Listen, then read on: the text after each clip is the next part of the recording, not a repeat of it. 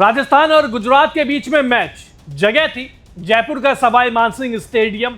Toss के लिए आ रहे थे जीटी के कैप्टन शुभमन गिल, लेकिन जब आरआर की साइड से यशस्वी जायसवाल टॉस के लिए आए तो सभी का दिमाग खराब हो गया। खराब इसलिए हो गया क्योंकि इस टीम के कप्तान तो रेयान पराग थे। रेयान पराग क्यों टॉस के लिए नहीं आए? पहला सवाल ये था क्योंकि यार जब तक यशस्वी जायसवाल ने बताया तब तक सवाल बहुत सारे उठ चुके थे। सवाल ये था कि पिछले मैच में तो 90 रन बनाए थे, फिर कैसे बाहर हो गए?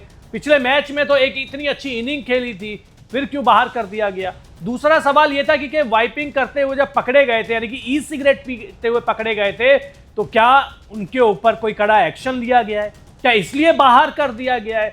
या कुछ लोगों ने परसेप्शन बना ली थी कि जब से राजस्थान रॉयल्स की नई टीम बिकी है, क्योंकि लक्ष्मी निवास मित्तल हो, आधार पूनावाला हो, उनके हाथ में आई है कि उन्होंने टीम के नए ओनर आए और उन्होंने रेयान पराग की कप्तानी लेकर 20 सीजन में यशस्वी जायसवाल को दे दी।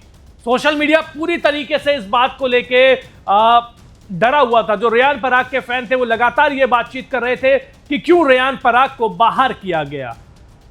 रेयान पराग, आप सभी को पता है कि इस सीजन में पिछले मैच से पहले फॉर्म में नहीं थे, फिर ई सिगरेट पीते हुए विवाद में भी आ गए थे, दबाव बहुत ज्यादा था।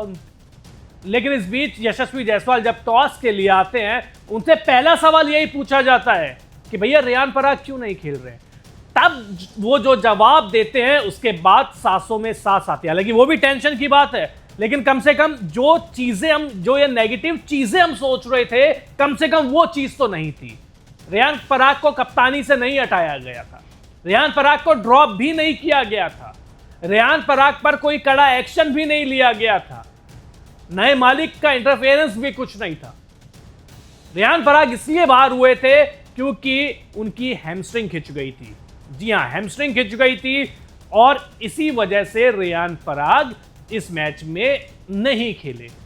अब हैमस्ट्रिंग खिंची है तो देखो, एक गुड न्यूज तो मैंने आपको दे दी कि उनको कप्तानी से हटाया नहीं गया है। हैमस्ट्रिंग खिंची है इसलिए नहीं खेले, लेकिन हैमस्ट्रिंग खिंची है तो कम से कम 2 से 3 मैचेस वो बाहर रह सकते हैं।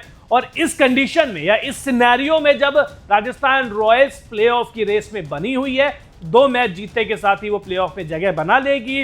इस सिचुएशन में रेयान पराग एक बैट्समैन के तौर पर, एक कप्तान के तौर पर ना खेले, राजस्थान रॉयल्स के लिए बड़ा झटका माना जा सकता है। लेकिन कम से कम अगर आप रेयान पराग के फैन हैं तो इस बात की तसल्ली आप ले सकते हैं कि कोई विवाद नहीं है, कुछ पंगा नहीं है, केवल हैमस्ट्रिंग खिंची है इसलिए उनको बाहर रखा गया है। वो खुद बाहर हो गए हैं। और मैच के बाद यानी जब टॉस होता है, यशस्वी जायसवाल डगआउट की साइड जाते हैं तो रेयान पराग उनके पास आते हैं। दोनों हंसते हंसते खूब सारी बातचीत करके जाते हैं। तो उससे यह चीज भी आ गया कि यशस्वी जायसवाल और रेयान पराग के बीच में कोई विवाद भी नहीं है। दोनों अच्छे दोस्त हैं, दोनों टीम को आगे ले जाने के लिए समर्पित है, दोनों इस राजस्थान रॉयल्स को आगे तक सर्व करने के लिए तैयार है। तो रेयान पराग इंजर्ड हुए हैं इसलिए नहीं खेले, फालतू की टेंशन लेने की जरूरत है नहीं। सच्चाई आपको कहां मिलेगी? द खेलकूद पे मिलेगी। इसलिए आप लाइक कर लीजिए, शेयर कर लीजिए, सब्सक्राइब कर लीजिए। फेसबुक पे देख रहे हैं तो फॉलो कर लीजिए। बहुत बहुत शुक्रिया।